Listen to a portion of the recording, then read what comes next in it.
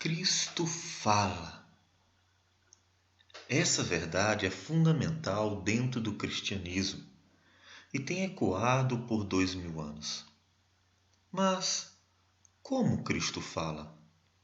Primariamente, a Escritura nos diz que Cristo fala por meio de sua santa palavra, conforme nos diz o início do livro de Hebreus.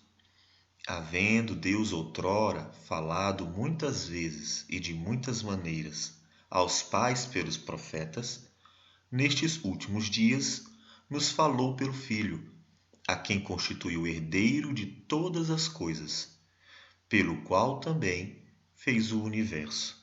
Hebreus capítulo 1, versículos 1 e 2. A palavra de Deus é a revelação de Deus para seu povo e, por meio dela, Deus fala.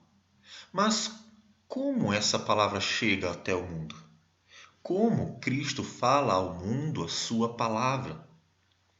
Desejamos fazer uma sucinta exposição de 1 Pedro 3, versículo 1 até 4, versículo 7, onde o apóstolo exorta os destinatários sobre a necessidade do testemunho cristão dentro do relacionamento familiar, versículos de 1 a 7, no relacionamento entre os irmãos na fé, versículos de 8 a 12, e no relacionamento com a sociedade, mesmo que seja em contexto de perseguição, versículo 13 ao versículo 7 do capítulo 4.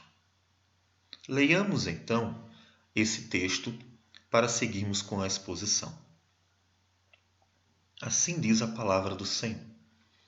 Mulheres, sede vós igualmente submissas a vosso próprio marido, para que, se ele ainda não obedece à palavra, seja ganho sem palavra alguma, por meio do procedimento de sua esposa, ao observar o vosso honesto comportamento cheio de temor.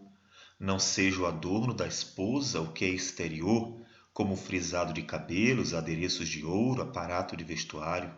Seja, porém, o homem interior do coração, unido ao incorruptível trajo de um espírito manso e tranquilo, que é de grande valor diante de Deus.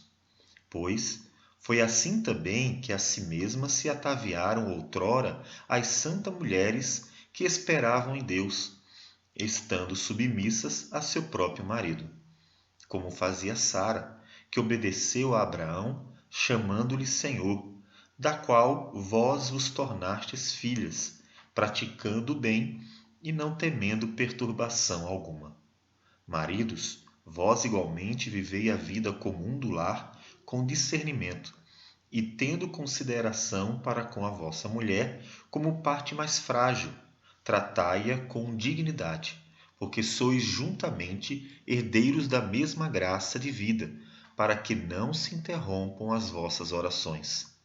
Finalmente, sede todos de igual ânimo, compadecidos, fraternalmente amigos, misericordiosos, humildes, não pagando mal por mal ou injúria por injúria, antes, pelo contrário, bendizendo, pois para isto mesmo fostes chamados, a fim de receberdes bênção por herança.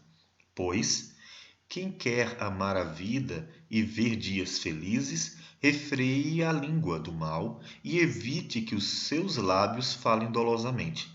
Aparte-se do mal, pratique o que é bom, busque a paz e empenhe-se por alcançá-la.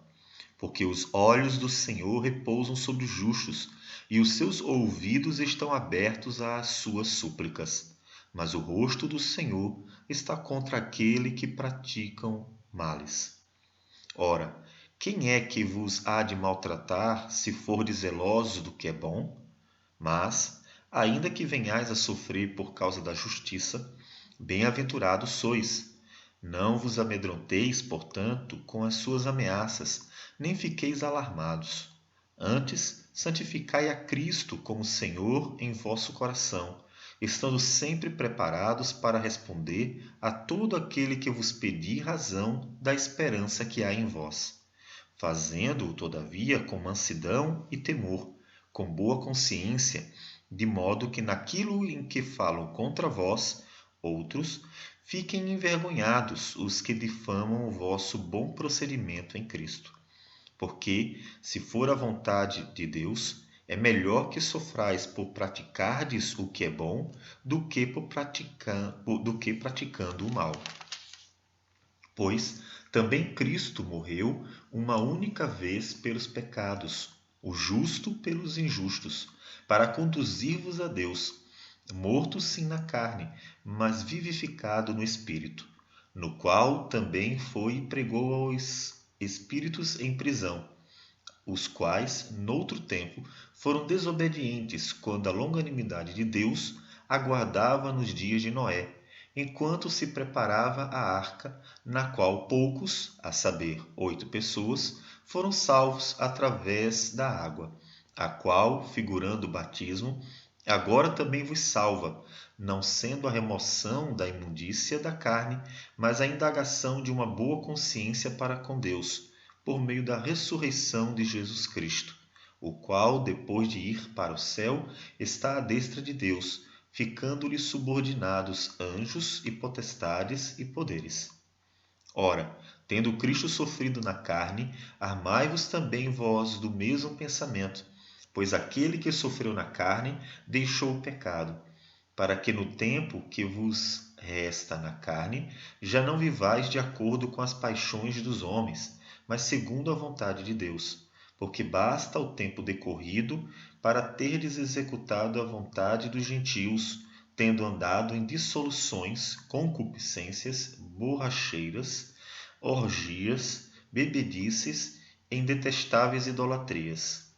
Por isso, difamando-vos, estranham que não concorrais com eles ao mesmo excesso de devassidão, os quais hão de prestar contas àquele que é competente para julgar vivos e mortos.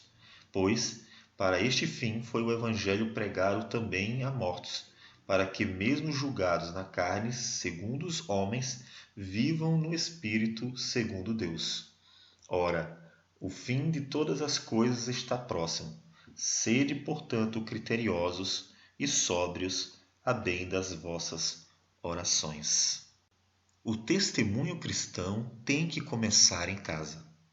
É para lá que os versículos 1 a 7 nos conduzem, para o testemunho familiar tanto da esposa quanto do esposo. O testemunho de um cristão fiel é importante adorno capaz de atrair os pagãos para Cristo Jesus, como nos diz Pedro: mulheres, sede vós igualmente submissas a vosso próprio marido, para que, se ele ainda não obedece à palavra, seja ganho sem palavra alguma, por meio do procedimento de sua esposa, ao observar o vosso honesto comportamento cheio de temor. 1 Pedro 3, versículos 1 e 2. O cerne do Evangelho é a morte e ressurreição de Cristo, como nos diz 1 Coríntios 15, mas suas implicações devem ser vistas na vida de cada cristão, como Paulo diz ainda em Gálatas 2:20. Por isso, Pedro tem uma grande preocupação prática em sua carta e pretende conduzir os cristãos a uma vida agradável a Deus no dia a dia. Na carta de Pedro, a profissão de fé do cristão não é expressa apenas em palavras, mas sobretudo em ações, condizentes com a nova vida que Cristo dá através da dádiva do Espírito Santo. E a piedade da vida cristã deve começar em casa. A igreja deve ser constantemente ensinada a fazer missões. Contudo, não pode esquecer que a missão do marido, da esposa, dos filhos, dos pais, começa em casa. E antes que uma só palavra saia da boca de qualquer um deles, o apóstolo exorta os cristãos a serem exemplares, cada qual naquilo para o qual Deus chamou. Devemos observar que Pedro trata o casamento como uma instituição estabelecida por Deus, em que os cônjuges devem cuidar com o propósito de submetê-lo a Cristo, o que é de grande valor diante de Deus. Versículo 4. Dentro do casamento, os cristãos têm a oportunidade de desenvolver um testemunho fiel, próprio daqueles que esperam em Deus. 1 Pedro 3,5. Porque sois juntamente herdeiros da mesma graça de vida. Versículo 7. Desse modo, suas orações subirão a Deus de modo agradável, pois procedem de corações sinceros, que realmente buscam uma vida agradável ao Senhor, mesmo longe dos holofotes da sociedade. Então, se você quer servir a Deus e dar testemunho de sua fé para as pessoas, Pedro nos diz: comece em casa, sendo exemplo em tudo. A descrição que Pedro dá da conduta do homem e da mulher não deixa espaço algum para ideologias feministas nem machistas, muito menos hedonistas. O ego do ser humano não é o centro da vida familiar ou social. Portanto, o comportamento do homem e da mulher não devem ser regidos por aquilo que melhor satisfaz seus corações. Não é uma questão de como eu gostaria que fosse assim. Não há lugar para o empoderamento feminino, pois a beleza e a força da mulher devem estar em seu comportamento cheio de temor diante de Deus. De modo semelhante, a força do homem não é usada para tirar vantagem sobre o outro, mas para defender o mais fraco. Na vida familiar e social, o homem e a mulher, criados à imagem e semelhança do Criador, devem manifestar ao máximo os atributos chamados de fruto do Espírito pelo apóstolo Paulo. O fruto do Espírito é amor, alegria, paz, longanimidade, benignidade, bondade, fidelidade, mansidão, domínio próprio. Gálatas 5, versículo 22 a 23. Conforme o apóstolo Pedro, esse fruto do Espírito deve ser externado através do testemunho cristão que começa em casa. O versículo 8 liga os versículos anteriores aos subsequentes, dentro da mesma temática, o testemunho cristão. Mas enquanto os versículos de 1 a 7 falam do testemunho dentro do contexto doméstico, nos versículos 8 adiante, o apóstolo amplia o assunto para todas as demais relações, tanto dentro quanto fora da Igreja de Cristo, a começar pela necessidade de que a Igreja dê seu testemunho por meio de suas relações internas. Vejamos em forma de tópicos como deve ser o procedimento do cristão em seu relacionamento dentro da Igreja. 1 Pedro 3, versículos de 8 a 12. O cristão deve ser simpático para com as pessoas, ele deve agir com amor para com os irmãos na fé, ele deve ser compassivo diante das necessidades do próximo e deve ser humilde no modo como se relaciona, como trata os outros.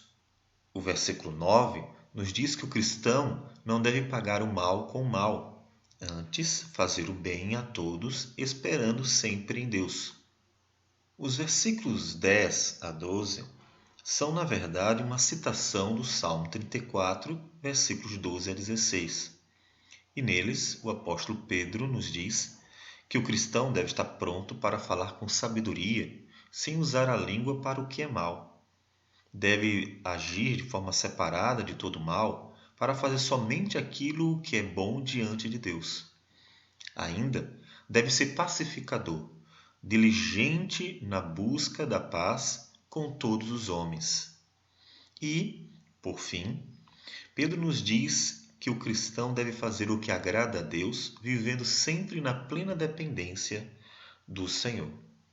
Junto às exortações para que os cristãos dessem bom testemunho, Pedro oferece o consolo de uma antiga promessa revelada no Salmo já citado, Salmo 34, versículos de 15 a 16. Os olhos do Senhor repousam sobre os justos, e os seus ouvidos estão abertos ao seu clamor. O rosto do Senhor está contra os que praticam o mal, para lhes extirpar da terra a memória. Os cristãos deveriam fazer tudo por amor a Deus, cientes de que o Senhor estaria acompanhando cada passo de seu povo e nos dias maus ouviria suas vozes clamando por socorro, como nos diz também Filipenses 4:6. Contudo, quem socorreria aqueles que, em vez de darem bom testemunho, estivessem praticando o mal? O bom proceder do cristão agrada a Deus e adorna seu clamor no dia em que eleva a voz em oração ao Senhor. Enquanto isso, os ímpios serão eliminados da terra por meio do juízo divino. Portanto, o cristão deve seguir sua vida dando bom testemunho, sabendo que o Senhor fará justiça e juízo no devido tempo. Desse modo, em vez do cristão tentar fazer justiça com as próprias forças, reagindo contra a maldade de seus algozes, ele deve esperar no Senhor, sabendo que Deus está no controle de todas as coisas. O apóstolo segue o assunto com uma pergunta: quem vai maltratar vocês se fizerem o que é bom? Assim, ele começa a parte em que o cristão precisa dar testemunho diante da sociedade. Versículo 13 de 1 Pedro 3. Devemos entender essa pergunta em termos não somente morais, mas também políticos. Ou seja, quem vai fazer mal a vocês se vocês forem humildes e mansos diante das autoridades? Se vocês fizerem tudo certinho diante da sociedade? Em termos gerais, a pergunta de Pedro é coerente, pois mesmo em uma sociedade pagã, se sabe o que é certo e o que é errado. E uma vez que o cristão se submeta às leis locais, não há por que as pessoas lhes fazerem mal. Ou seja, o cristão deve buscar a paz no lugar onde Deus o colocar, onde ele viver. Como nos diz o versículo 11. O apóstolo Paulo nos diz que os cristãos devem se submeter às autoridades como instituição divina. Todo homem esteja sujeito às autoridades superiores, porque não há autoridade que não proceda de Deus, e as autoridades que existem foram por ele instituídas. Romanos 13, versículo 1. Esse esforço exigirá do cristão uma abnegação, visando um bem maior, um testemunho que glorifique a Deus perante os homens, atraindo-os para Cristo, aquele que é a razão da nova vida do cristão. Todavia, Pedro sabia por experiência própria que seu argumento não era absoluto, pois o cristão pode sofrer males do mundo sem ter feito mal algum às pessoas. Jesus havia advertido os discípulos sobre as lutas e perseguições que os discípulos sofreriam. Mateus 5, versículos de 10 a 12, por exemplo. E ele mesmo foi perfeito exemplo disso ao ser perseguido e morto, sem ter feito um só mal a qualquer pessoa. Cristo só fez o bem aos homens, mas, mesmo assim, foi odiado por muitos e maltratado sem motivo algum. Além disso, o próprio apóstolo Pedro foi perseguido diversas vezes, junto a outros apóstolos, por causa da pregação do Evangelho, como nós vemos em Atos capítulo 4 e capítulo 5. Por isso, logo em seguida, no versículo 14 da carta, o apóstolo complementa a sua pergunta com observações importantes. Mas, se vocês sofrerem por causa da justiça, considerem-se bem-aventurados. Afinal, disse Jesus, bem-aventurados os perseguidos por causa da justiça, porque deles é o reino dos céus. Bem-aventurados sois quando por minha causa vos injuriarem e vos perseguirem, e mentindo disserem todo mal contra vós. Regozijai-vos e exultai, porque é grande o vosso galardão nos céus, pois assim perseguiram os profetas que viveram antes de vós. Mateus 5, versículos 10 a 12. O cristão pode sofrer muitos males nesse mundo, mesmo só fazendo aquilo que é bom, pois o mundo não ama a Deus. João 15, 19 nos diz: se vós fosseis do mundo, o mundo amaria o que era seu. Como todavia não sois do mundo, pelo contrário, dele vos escolhi, por isso o mundo vos odeia. Diante disso, Pedro adverte aos destinatários que deveriam estar prontos para dar seu testemunho em meio às muitas oposições do mundo, sem se amedrontar com as ameaças, nem ficar transtornado diante das perseguições, a fim de que não desanimassem nem desistissem de testemunhar com fidelidade o Evangelho da graça de Deus. O testemunho cristão deve acontecer em toda e qualquer situação, à semelhança dos dias do profeta Daniel e seus 3 amigos, Ananias, Misael e Azarias. Daniel capítulo de 1 a 6. Pois eles deram testemunho fiel em meio a uma cidade completamente pagã, a Babilônia, como nos diz o apóstolo Paulo também. Como está escrito, por amor de ti somos entregues à morte o dia todo. Fomos considerados como ovelhas para o matadouro.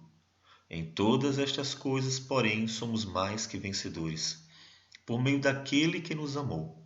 Porque eu estou bem certo de que nem a morte nem a vida, nem os anjos nem os principados, nem as coisas do presente nem do porvir, nem os poderes, nem a altura, nem a profundidade, nem qualquer outra criatura poderá separar-nos do amor de Deus que está em Cristo Jesus, nosso Senhor. Romanos 8, 36 a 39. Portanto, mesmo diante de ameaças, os cristãos deveriam santificar a Cristo como Senhor em vosso coração, estando sempre preparados para responder a todo aquele que vos pedir razão da esperança que há em vós. 1 Pedro 3,15.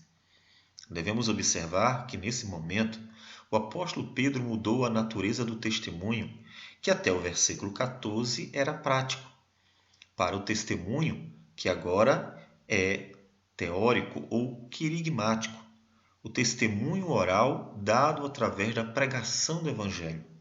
Da mesma forma como o cristão deveria ser fiel e dedicado em testemunhar a nova vida em Cristo Jesus, por meio de seu comportamento santo e agradável a Deus, também deveria ser diligente em dar explicações claras de sua fé, expondo o Evangelho do Senhor Jesus para conhecimento de todo aquele que o pedir.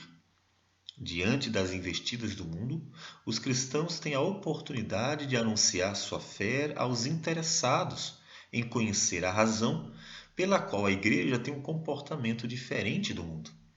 Isso se aplica tanto à esposa cristã, que tem um procedimento honesto e cheio de temor dentro do seu lar, quanto aos demais cristãos em suas relações sociais dentro e fora da igreja.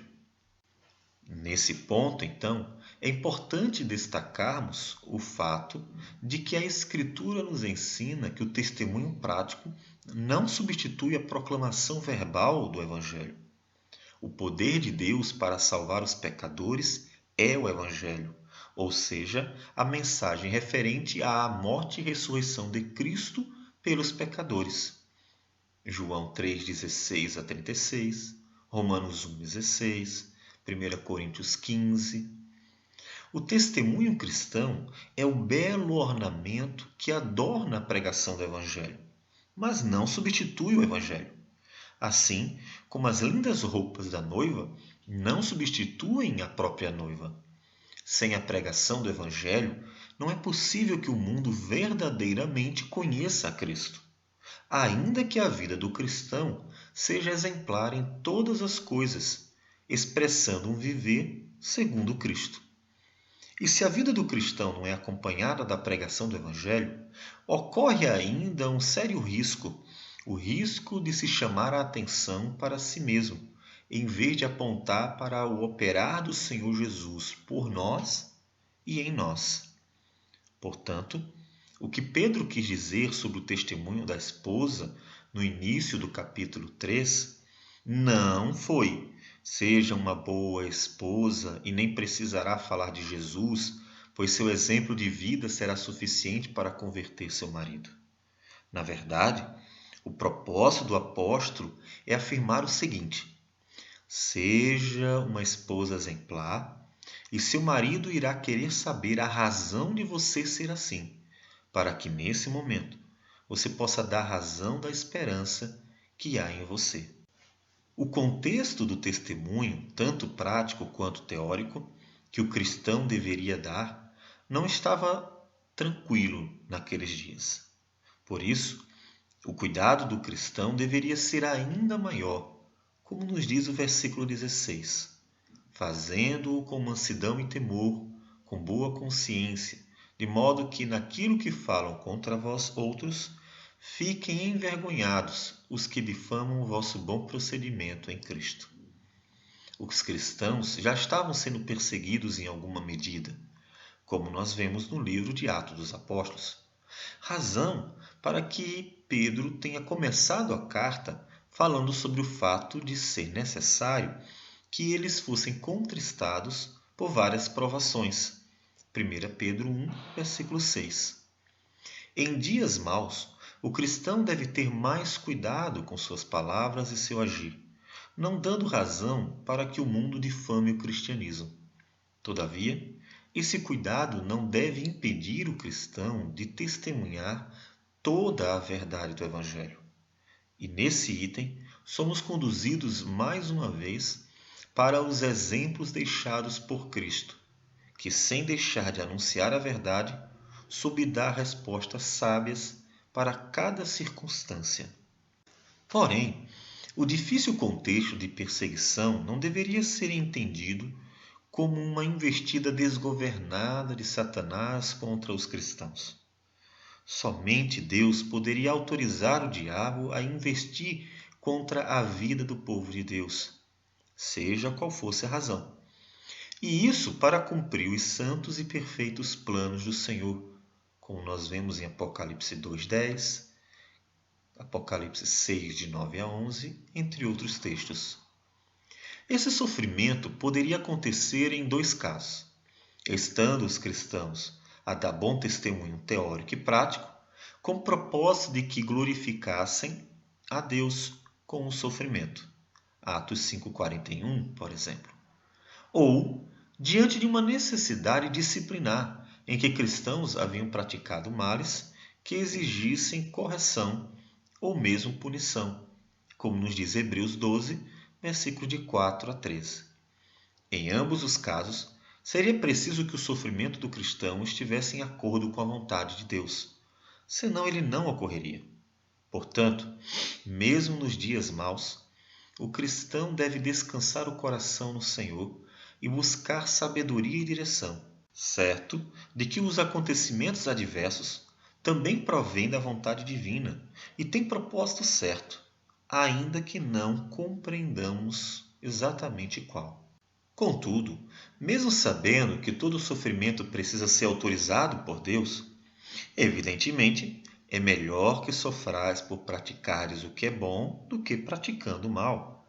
Versículo 17 da carta de Pedro. Ou seja, a glória do cristão está em sofrer afrontas injustamente e passar por perseguições sem que tenha feito algo para merecer qualquer disciplina, punição ou maltrato. Para isso, o bom testemunho cristão é fundamental. Uma vez que o cristão sofra fazendo o bem, suas boas obras, feitas em Deus, manifestarão a santidade de Deus, enquanto lançarão luz sobre a maldade do mundo, tornando assim os pecadores mais culpados do que já são diante do Criador. A santidade da Igreja é como uma luz acesa que revela os pecados do mundo. Forte razão para que o mundo deteste tanto o viver íntegro do cristão. Ou seja, ainda que o pagão queira viver segundo o seu coração pecador, ele detesta que alguém mostre para ele que tudo o que faz é pecado diante do Criador. Para consolo daqueles cristãos, Pedro lembra-lhes que Cristo também sofreu injustamente, tendo morrido pelos pecadores para conduzir-nos a Deus. Pois também Cristo morreu uma única vez pelos pecados, o justo pelos injustos, para conduzir-vos a Deus, morto sim na carne, mas vivificado no espírito. 1 Pedro 3,18. Eram pendurados no madeiro somente pessoas merecedoras da morte. Por isso, após ter analisado o caso de Cristo, Pilatos perguntou aos judeus: que mal fez este? De fato, não achei contra ele nada para condená-lo à morte. Portanto, depois de o castigar, soltá-lo-ei. Lucas 23, versículos 22. Ele viu que Jesus não merecia ir para a cruz e que os judeus o haviam entregue à morte por inveja, como nos diz Mateus 27, versículo 18. Portanto, Jesus sofreu injustamente por praticar o que é bom e, mesmo diante das ameaças, ele deu fiel testemunho perante todos, de tal modo que os governantes ficaram admirados. Mateus 27, versículo 14. Um dos malfeitores crucificado a seu lado se converteu. Lucas 23, versículo 40 a 43.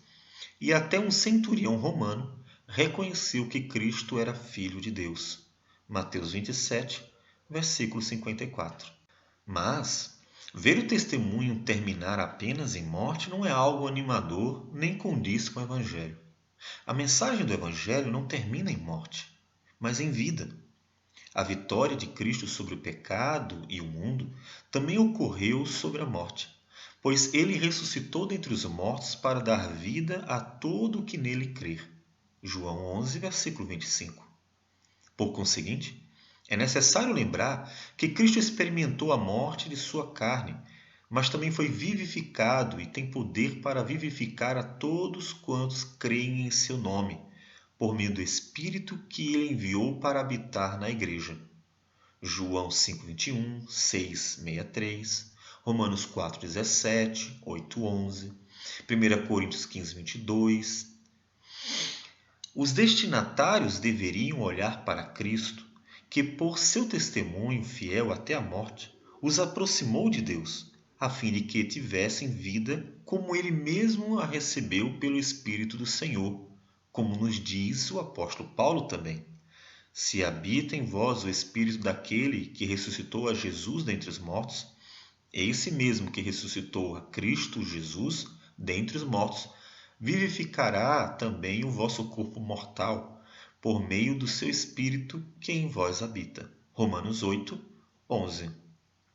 Então, ainda que o cristão sofra e morra por causa de seu testemunho, ele viverá para sempre com Cristo. Pois, do mesmo modo como Cristo ressuscitou, todos os verdadeiros cristãos ressuscitarão para estar com ele.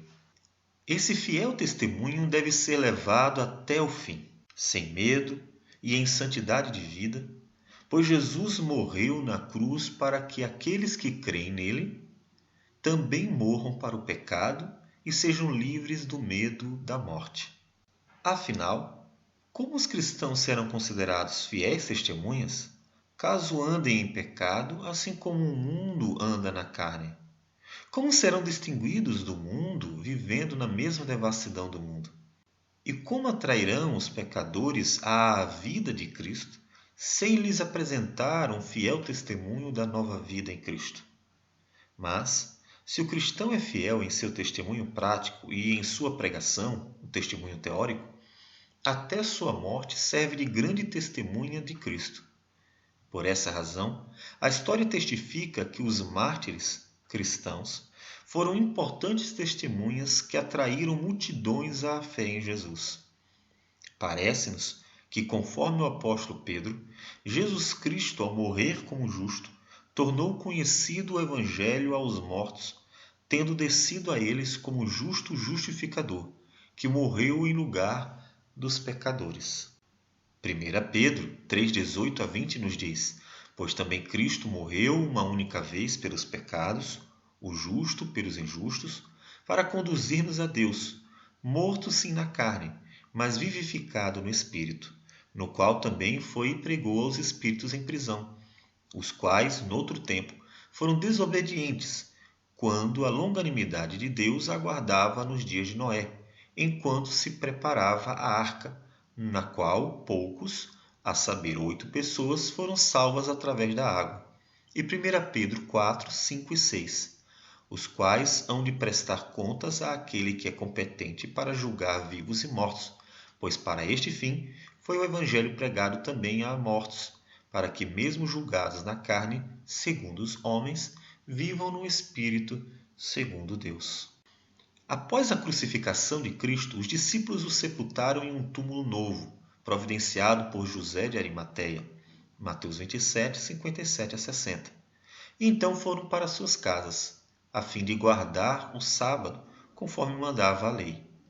Foram longas e difíceis horas, entre o anoitecer do sexto dia da semana, equivalente às 18 horas da sexta-feira, até às primeiras horas do primeiro dia da semana, de madrugada, sendo ainda escuro, como nos diz João 20, versículo 1. Talvez por volta das 5 horas do que hoje nós chamamos de domingo. Os evangelhos narram tudo a partir de uma perspectiva dos discípulos, que só poderiam descrever o que viam e ouviam. Por isso, há um salto informativo da morte para a ressurreição de Cristo. Mas o que Jesus fez durante o intervalo entre sua morte e ressurreição? Há algo que Deus queira que saibamos sobre a ida de Cristo aos mortos? Existe algo a ser aplicado à vida cristã?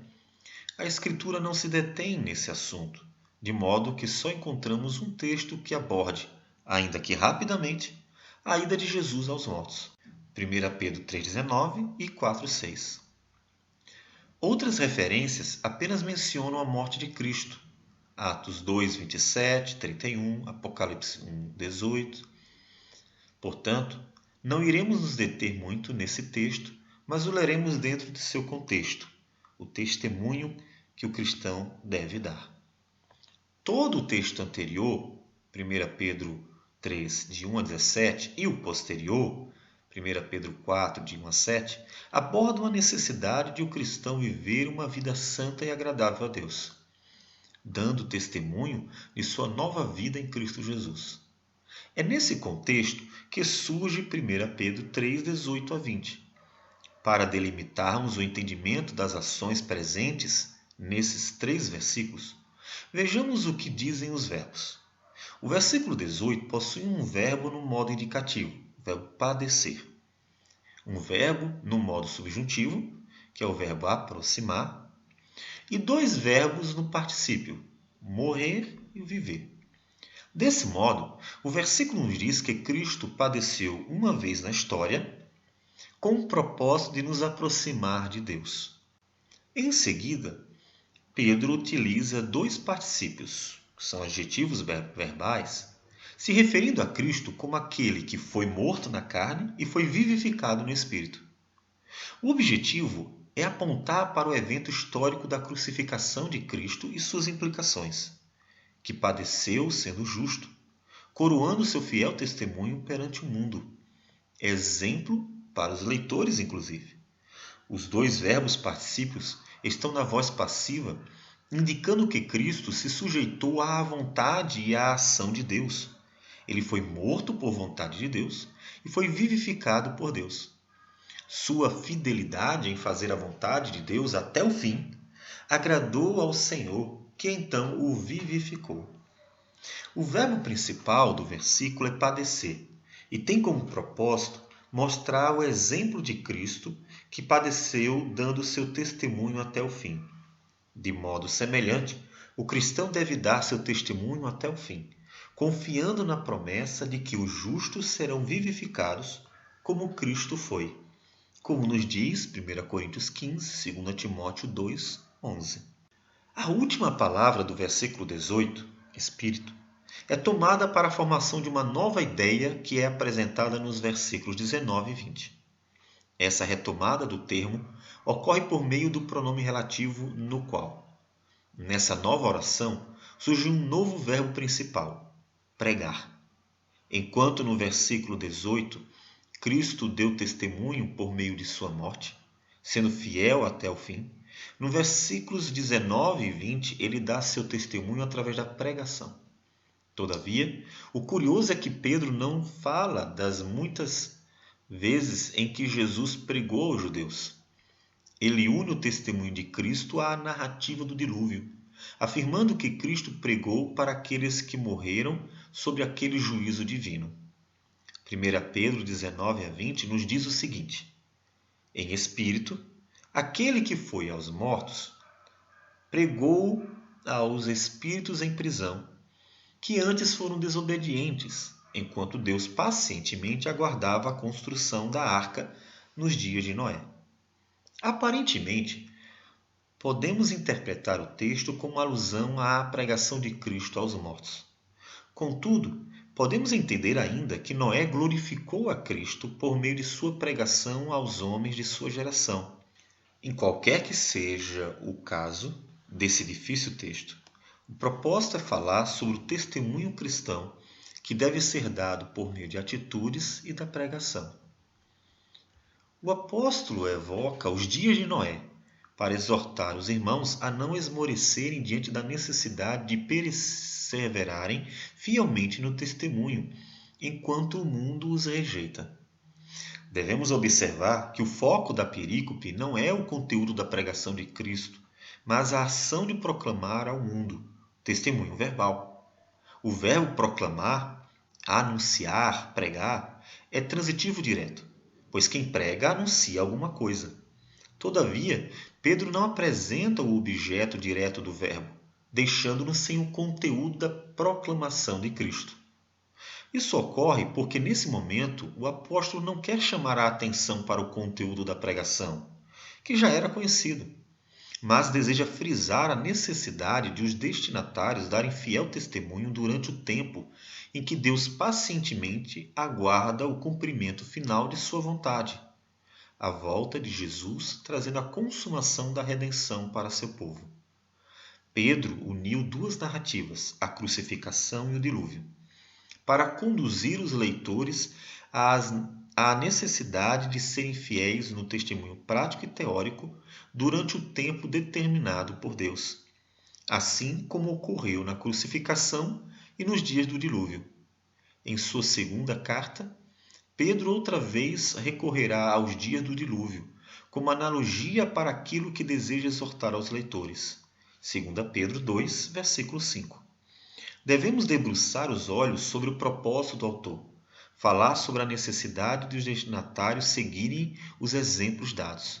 O texto, portanto, não pretende apresentar uma nova doutrina sobre algo que ainda não havia sido ensinado aos leitores. Seu objetivo não é esclarecer dúvidas sobre o que Jesus teria feito no intervalo entre sua morte e ressurreição. O capítulo 3 termina nos falando da vitória de Cristo, o qual, depois de ir para o céu, estará à destra de Deus, ficando-lhe subordinados anjos e potestades e poderes. 1 Pedro 3,22. A vitória de Jesus é a vitória do cristão e a certeza de que as promessas de Deus serão concretizadas sobre a vida da igreja. Assim, o testemunho da fidelidade de Jesus, que foi obediente ao Pai, mesmo em face à morte, e pregou fielmente a palavra de Deus em todas as circunstâncias, serve para fortalecer o coração do cristão, a fim de que siga o exemplo de Cristo e esteja pronto para ser bênção com sua vida e com suas palavras, quer para a salvação daqueles que haverão de crer, quer para a condenação daqueles que se manterão endurecidos. Então, todo aquele que for fiel até o fim receberá do Senhor a recompensa da vida eterna, no dia em que todos hão de prestar contas àquele que é competente para julgar vivos e mortos. Assim, os versículos 1 a 7 do capítulo 6 nos fala da necessidade do cristão abandonar todo pecado que o assemelha ao mundo pecador, vivendo uma vida santa e agradável ao Senhor.